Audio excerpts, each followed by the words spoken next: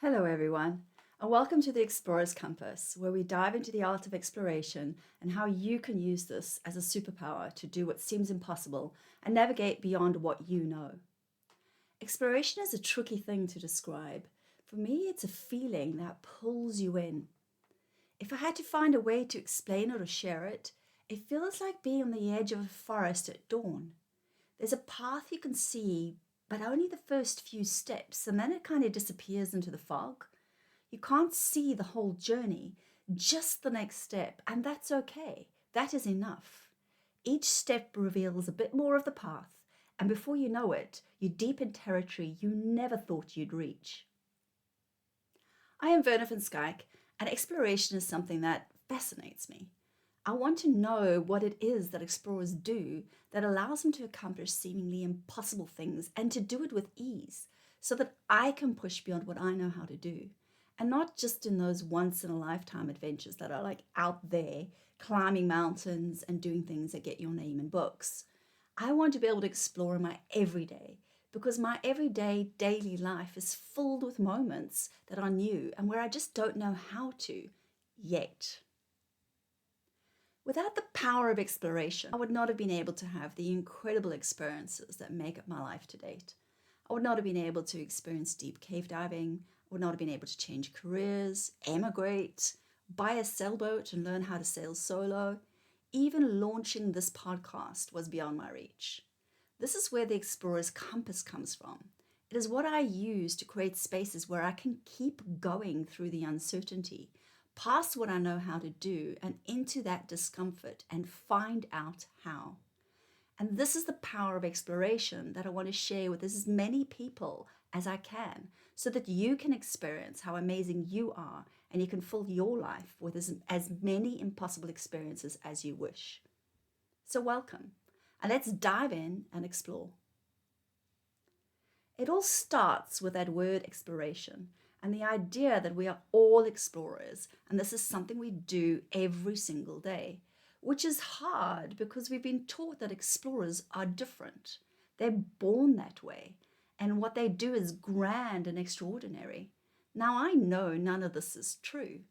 I was not born an adventurer or an explorer. It was what I learned in order to do the things that I'd chosen to do.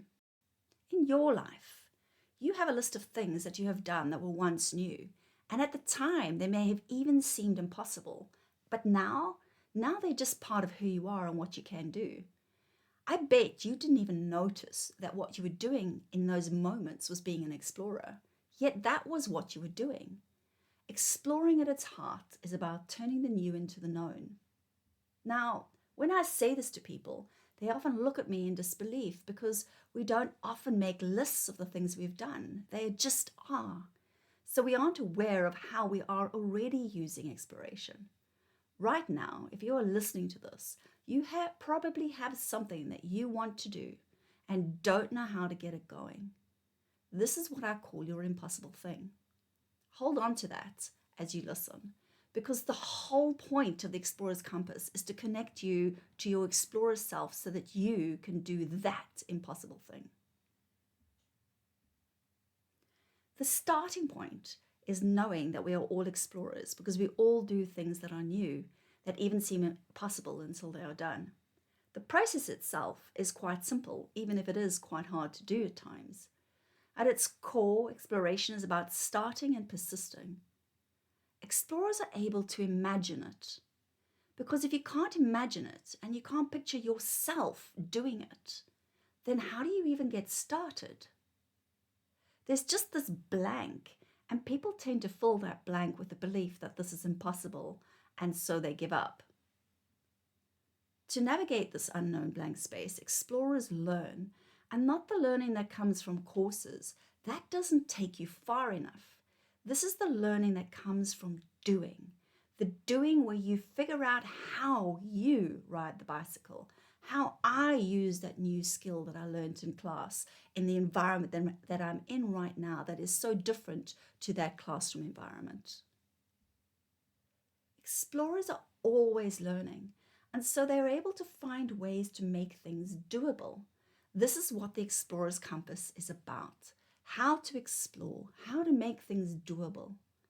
As I share more about the compass, please consider how you could start to use it for your impossible thing. This is what I used to go from normal sport diving to a world record dive. It is what I'm using now to learn how to sail solo, and what I use every day at work to find out how to get things done and solve the never-ending series of problems and blockers that seem to arrive on a daily basis. It's also what I use to guide the teams through the experience of being out of their comfort zones. So let's get back to explorers and what explorers do. Explorers are able to shift past comfort zones. Now, even when I was doing this, I never knew that was what I was doing. It was just what I ended up learning in order to be able to get to where I wanted to go. I still struggle with the idea that I'm an explorer. Even when I look at all the things I've used exploration to do, I still don't feel like I'm an explorer. It still feels uncomfortable, somehow too big and too grand. Just not me. The Explorer's Compass takes all of this, all of the practical experiences I've had, and it creates a framework that I can see and use, and hopefully you can see and use. So let me explain what the Explorer's Compass actually is. It's a pattern, and it's a pattern that really emerged out of my diving journey. Now, one way to look at diving is that it's a progression that can take you ever deeper into places that other people have hardly ever been before. There is a point where you run out of courses to take you further. You run out of courses and mechanisms and processes and skills to learn to show you how. That point is the point where you step into pure exploration. This is the place of real unknown. It's a place where either no one has ever been there before or only a really handful of people have been, and there's nothing to follow, nothing to copy, no clear defined way forward. It is in these spaces where it becomes easier to see what it is that explorers do. It's these spaces where the rest of us would just stop dead in our tracks, but explorers keep moving. Most importantly, they keep moving towards their goal. Not necessarily a straight line, but they are keeping moving towards that goal. They are always going further, always looking for that next step that they can take now. And they are at peace with the fact that it is often hard and scary and uncomfortable. Yet they continue forward, creating a path through the unknown. They keep on connecting here to there. And that's it. This ability to keep going further, to find the next step, do it even though it is hard, is the Explorer's Compass. It has 5 points, 4 that allow you to navigate, and 1 in the center that connects everything into doing. Before I get into the detail of the Explorer's Compass, I really would like to share a moment that really crystallized this all for me. It was the moment when I reached out to collect my tag at 221 meters, which would be the deepest dive that I'd ever done. It was such an incredible moment down there. I still find it difficult to describe, but what really stuck with me is that the intense peace of being down there. I can't see anything around me but this velvet black water that just absorbs the lights that I have with me. The only thing that I can actually see is the line that I'm on, and that's sort of like just goes up into infinity, into the blackness above me, and that connects me to the surface. And I remember thinking, this is important. I need to pay attention here. This moment, Verna, you've got to hold on to this moment. This moment is it. This is what it feels like when it all comes together. And this was the moment where it all came together. This was the moment where a decade of trying and tears and frustration actually came into the moment I was thinking about. All those times I'd stepped into my fear over and over and over. All the times I'd ignored that fear, and the times that I'd had to make the choice to stop following and make my own choices, which was just scary, where I'd chosen to do things differently because the way other people were diving deep just didn't work for me and didn't fit. All those small steps into the unknown, all of it changed who I was, and I hadn't noticed. Down there, in that velvet darkness with only the sound of my breathing and the surface hours away, it was like I was seeing myself for the very first time. Underneath what I thought was me, there was this other me. And that me was laughter and calm and joy. And that me was doing it. I was doing it. I was enough and capable, and I could. I have no words for that moment. That moment transformed my understanding of not only what I was capable of, but who I was. And it was the compass that guided me there, even when I did not know what to do next, even though there were so many times when I just could not see a way forward. So let's actually get into what the compass is. At the top of the compass, in the northern point, is further. More specifically, further is about building a bridge from here to there. Remember back to your impossible thing? That is your there. Now, a quick note. Your there is probably going to look a lot different to mine, and probably quite different to the theirs that are of the other people around you. And that is okay. Remember that whilst every exploration and every explorer has a unique there, the actual way of doing exploration is remarkably consistent. And this is what the explorer's compass really encapsulates.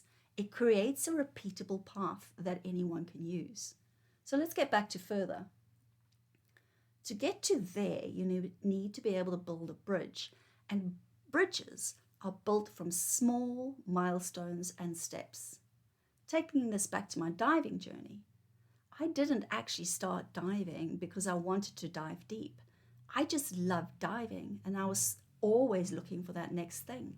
When I got comfortable with where I was, I would go, right, what else could I start to be doing? And then something that had completely freaked me out was now something that I felt, oh, look, I could possibly do that. The search for that next thing became my bridge. And then one day, further, was a record. The next point in the compass is present, and that is the south point of the compass. This is about here and now. You can only start and you can only act from where you are now, here in the present moment. One of the biggest traps that I fall into almost every single time I start trying something new is to start from a place in the future, a place where I'm not yet at, and I don't know how to get to be quite honest. To take this back to my diving story, I have a very, very clear memory of being stuck, trying to get deeper by waiting for things that I didn't have. It would have just been so much easier if I had them. It would have been safer. It wouldn't be so scary. It would have been, well, that's where I wanted to be, not where I was right now. Only I didn't have any of those things. I didn't have a team. I didn't have all the equipment I needed. I didn't have the money to buy all the equipment that I needed. I didn't have access to the only place where I could dive deeper with ease. I was well and truly stuck, just waiting for all of these things to somehow arrive. One of my key moments in the journey of unsticking myself was realizing that the only way forward was to accept where I was, to accept here and now, and all the things that I did not have, and change how I was looking at it. Work out what I could do with what I had, and then go do it.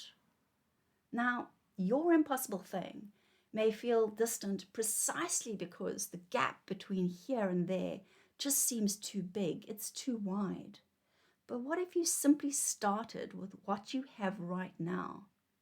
This is the power of being truly present. Next up are the west and the east points of the compass. The west point is peace, and this is possibly the compass point that is the most influential, but it's also the hardest to explain because peace is quite an unfamiliar word and concept inside our Western world of striving and goal orientation. Here's the thing though, it's only when you make peace with the process and what it actually feels like that you can start to move and do. I learned this the hard way. For a long time diving, and I mean years, I waited for it to get easy, for it to be comfortable. I waited for courage. I wanted to feel courage. And then I realized courage isn't a feeling, it's an action. When what you want is outside of your comfort zone, discomfort is just how it is. You really have to find a way to be at peace with the process of learning and the discomfort that often comes with that. For me, doing new things is always uncomfortable, sometimes to the point that it is just too much. Doing something for the first time, especially when no one has done it before, is petrifying. But when I make peace with it all, something inside of me shifts. It all settles down, and there's this calm that I can operate from. It's still scary and uncomfortable and hard, only that is out there. In here, I'm at peace with it all, and in that peace, I'm able to see more clearly. I'm able to choose more clearly and easily. When you think about your impossible thing, notice your resistance to the discomfort it brings. That is the place where peace becomes most powerful. On the other side, the east point is about possibilities. To keep moving, you need to be able to find your next step. And to do that, you need to investigate the different possibilities, the different choices and actions you could be taking. When you are stuck, it is often because you're repeating what isn't working. This compass point is about looking for other ways, things you haven't tried. What else can you do?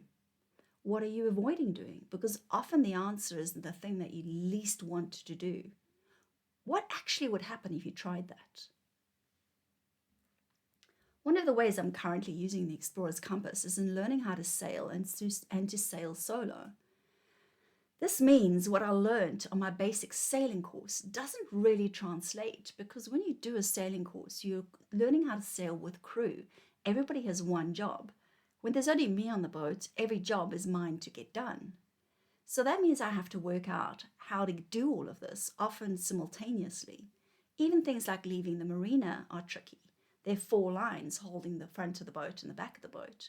In order for me to leave, I have to release all 4 of those lines. Often there's a wind, and often the line that I have to release is the one up front. But I steer and I navigate and I drive from the back. So how do I do that? I've had to get creative. I have had to think differently about how I solve this problem.